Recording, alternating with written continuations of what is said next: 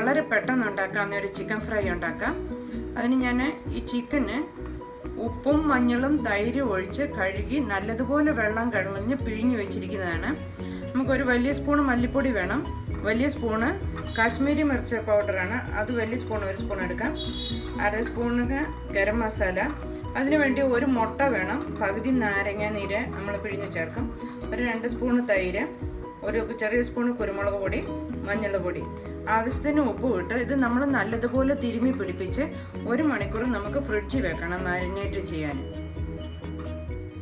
നമുക്ക് ഇത് എല്ലാം 1/2 കിലോ ചിക്കനാണ് ഞാൻ ഇന്ന് ഇവിടെ എടുത്തിരിക്കുന്നത്.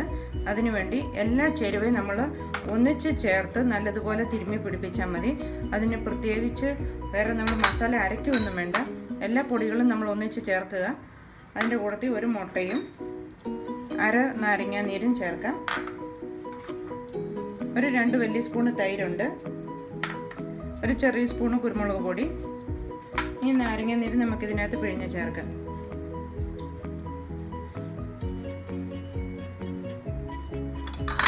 അതിൻ്റെ കൂടെ ഒരു മുട്ടയും കൂടി ഞാൻ അടിച്ച് ചേർക്കുന്നുണ്ട്.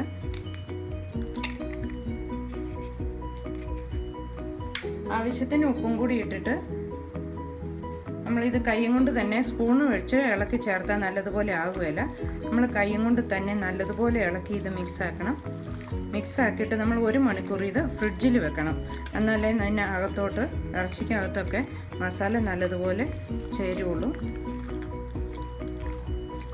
പിന്നെ നമ്മളിത് ഡീപ് ഫ്രൈ ചെയ്യണം. ആദ്യം നല്ല സ്പീഡിൽ തീ വെച്ചിട്ട് ഇത് ഇട്ട് പിന്നെ ഒന്ന് ചെറിയ സ്ലോയിൽ വെച്ചിട്ട് നമുക്കത് ഫ്രൈ ചെയ്തെടുക്കാം.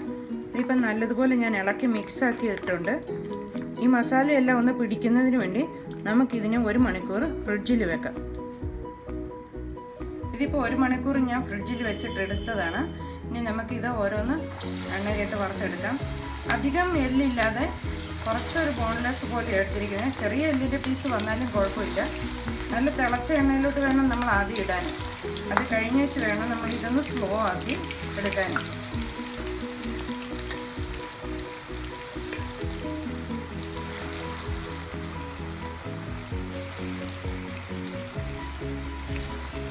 ഇത് സ്ലോ ചെയ്ത് നമുക്കൊരു ലിഡ് വെച്ച് ഒരു 5 മിനിറ്റ് മൂടി വെക്കാം.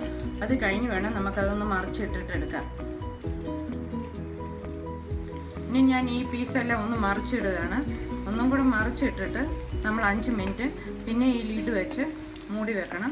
ഇപ്പോൾ എല്ലാ പീസും നമ്മൾ ഒരുവിധം ഒരു സൈഡ് നല്ലതുപോലെ ആയിട്ടുണ്ട്. ഇനി ഈ ലിഡ് വെച്ച് ഒരു 5 മിനിറ്റും കൂടി ഈ സൈഡും കൂടി നമുക്ക് വേവിച്ചെടുക്കാം. ഇത് റെഡി ആയിട്ടുണ്ട്. നമുക്കിപ്പോൾ ഇത് എണ്ണയിൽ നിന്ന് മാറ്റാം.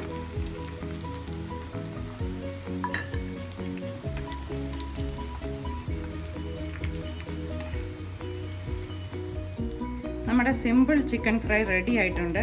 വളരെ ഈസിയാണ്. എല്ലാ മസാലകളും നമ്മൾ ഒന്നിച്ചിട്ട് മാരിനേറ്റ് ചെയ്ത് വേഗം ഉണ്ടാക്കിയെടുക്കാവുന്ന. എല്ലാവരും ഇതൊന്ന് ട്രൈ ചെയ്ത് നോക്കണം.